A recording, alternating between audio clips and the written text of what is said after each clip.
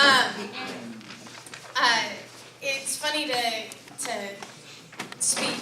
I know, like Mrs. Zinda and anyone else who's one of the teachers, that when we get up to speak, it's different somehow than being in the classroom. And it's actually, nerve-wracking, believe it or not. Even though most of you in the room I talk to every day, or talk at least, every day, and then some of you have, survived and moved on from me talking at you. So this was one of this particular topic in the whole scheme of our series in the last basic 12 hours of Jesus' life. I really wanted to do this one. This was the topic I wanted. And it's kind of funny because we realized after the fact that chronologically, so in time order, my topic falls between actually Matt and Jen's in terms of what they spoke about with the betrayal and then the following the crowd of Jesus before Pilate. And so, but one of the things that I kept coming back to when I realized, I was like, oh, well, I'm actually out of order now. And as a control freak, that's not a good thing to happen. Some of you can understand that. The thing that I kept kind of coming back to was it didn't matter what the order was because Jesus knew what was going to be happening anyway. And so everything he's doing and all of this moment, all of these moments that are happening that are recorded, he knew what was going on. So I kind of approached it as, he knew the end of the story. He knew what was happening. Even if we didn't, and even if the people around him didn't know what that end was at the moment. Because I love history. The place where Jesus was praying, the Garden of Gethsemane, was part of the Mount of Olives, or on the Mount of Olives, because there were at the time a lot of olive trees that eventually all got chopped down by the Roman army. But it was also a necropolis. So it was basically a cemetery where a bunch of people were buried. And there were about 150,000 Jews buried on this mountain. And some really famous Jews that we actually read about in the Bible. Zechariah, Absalom. There's the prophet Haggai. They say that he's buried there. And so not only is this place famous at the time, but it was also a sacred place where he was at. It wasn't just some random mountain, some random garden. They just walked into it and were like, oh, that looks nice. So he actually went with a purpose to this place. It was also a place that when the temple was destroyed, that the Jews actually went to as kind of a replacement for a while. So it has a lot of meaning to the people at the time, and to the Jews that, Jesus was a Jewish man raised in the Jewish tradition, and so that all had meaning to him. And so it was a place of sadness even. It was a place of where you were remembering people, remembering who had gone on before you. So it was a powerful place. And when you think about where he's at that moment, he knows that one of his closest friends, one of the people that he has shared every day, every minute of his life with for the past few years, is in the process of betraying him, is in the process of selling him out.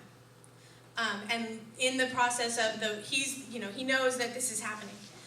He's already had this conversation at the Last Supper where he tells Peter that Peter's going to deny him. And Peter was, kind of, I guess you could kind of think of him as his biffle. Peter was like the one that was closest, and was there with him all the time.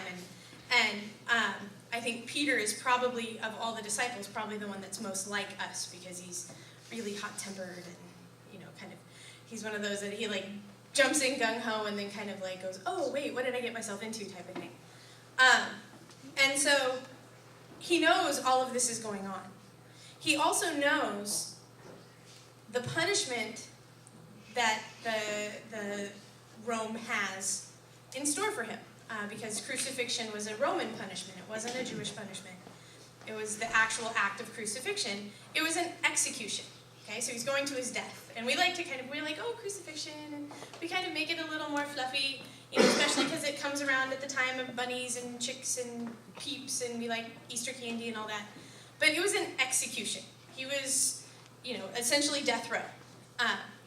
And he knows that this is going to be a brutal, harsh, horrible time period for him. Physically that. And in that moment in the garden, he's at his lowest. So all the people that are close to him are in the process of betraying him or denying him or are starting to kind of pull away from him. He is, in that moment, he's at his he's most scared. I mean, he knows physically what he's going to have to go through. And I think at that moment, he's also the most human that we see Jesus at any point. And Jesus was part human. He was born of a woman. He was, God's purpose for him was to become the perfect sacrifice for us. And to do that, he had to be us as well as be God. And, so he grew up. He had to learn how to walk. Whatever the ancient Jewish equivalent of a coffee table is, he had to bang his head and have the nice big black eye shiner thing that every little kid gets on the corner of their coffee table. And he had to grow up with siblings and having to learn how to share stuff. And he had to go through all of the stuff that we go through. And I mean, even when he was going through the temptation with Satan, he kind of was still above everything. He was able to hold on to the divine part of him. And there's this moment in the garden where he's vulnerable, emotionally vulnerable. Like he really is. He knows what's coming. And that humanness, what he goes through in that moment is what makes him that perfect sacrifice. Because he knows what's coming. He has the ability, just like he did when he was tempted, to have people come and angels come and save him if he fell, and for all, God to suddenly make a loaf of bread appear in front of him, and he had the ability to walk away. But the story ends differently if he does that. And we end differently if he does that. So he's at his lowest point. I like the account in Matthew, because the garden is referenced in Matthew, Mark, and Luke. And so it says, "Then Jesus went with his disciples to a place called Gethsemane, and he said to them, 'Sit here while I go over there and pray.' He took Peter and the two sons of Zebedee along with him, and he began to be sorrowful and troubled. Then he said to them, 'My soul is overwhelmed with sorrow to the point of death. Stay here and keep watch with me.'" Okay, so he's off. He's in this, it's evening, nighttime, it's dark. He's praying. He's trying to kind of wrap his brain around what he's really going to be going through. Going a little further, he fell with his face to the ground and prayed, "My Father, if it is possible, may this cup be taken from me. Yet not as I will, but as you will." Then he returned to the disciples and found them sleeping. So not only does he know one is actively betraying him, he knows one of his most faithful is going to deny him, but now they've all fallen asleep on him. And he says, then he returned to he says, "Couldn't you men keep watch with me for 1 hour?" He asked Peter, so he's been gone an hour, but they've all passed out. He says, "Watch and pray so that you will not fall into temptation. The spirit is willing, but the flesh is weak." He went away a second time and prayed, "My Father, if it is not possible for this cup to be taken away, unless I drink it, may your will be done." Okay, so he's like, if there's any other way, Lord, can you take this from me? Can you find a different way than what I'm about to go through? When he came back again, he again found them sleeping, because their eyes were heavy. So he left them and went away once more and prayed the third time, saying the same thing. Then he returned to the disciples and said to them, "Are you still sleeping and resting?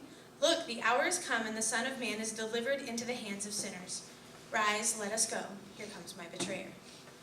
So he's gone 3 times. Not only have they betrayed him, not only are they going to deny him, but they've fell asleep on him. They kind of, in this moment of weakness, they kind of just, and they fell asleep.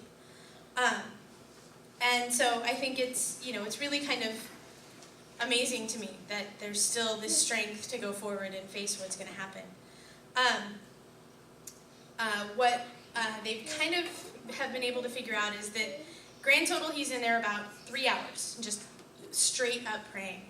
I know I struggle with prayer, and I can't, I get a few minutes into a prayer and I get distracted, my to-do list pops into my head, I'm like, oh, I need to go do this, and I kind of, oh, wait, okay, no, and then please, Lord, blah, blah, blah, blah, blah. And I do that over and over and over again.